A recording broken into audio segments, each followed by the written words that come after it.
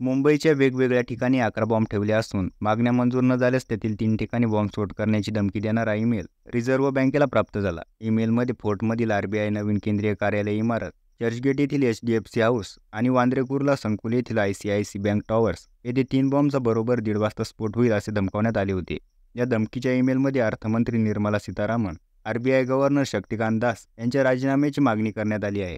दरम्यान ईमेलनंतर संबंधित ठिकाणांच्या सुरक्षेत वाढ करण्यात आली असून तपासणीत कोणतीही संशयास्पद वस्तू सापडलेली नाही.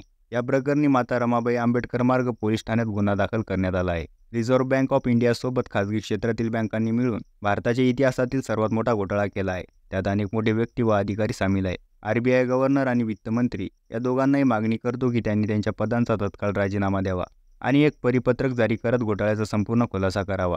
त्या दोघांना आणि या घोटाळ्याशी अन्य संबंधितांना शिक्षा द्यावी अशी आम्ही सरकारकडे मागणी करतो. जर आमची मागणी दुपारी 1:30 वाजण्याच्या आधी पूर्ण झाली नाही तर सर्व 11 बॉम्ब एकाने फोडले जातील, अशी धमकी देणारा ईमेल मंगळवारी सकाळी 10:50 आरबीआयच्या मुंबईतील कार्यालयातील अधिकृत ईमेल आयडीवर आल्याने एकच खळबळ उडाली आहे.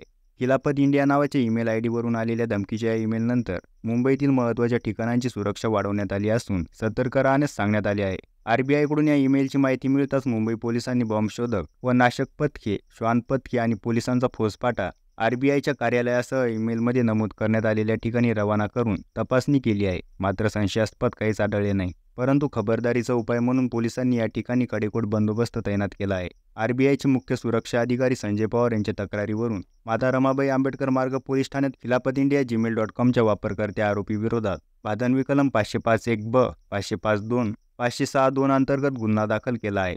व्हिडिओ आवडला असेल तर लाईक करा आणि अशाच नवनवीन अपडेट्ससाठी SM मराठीला सबस्क्राईब करायला विसरू नका.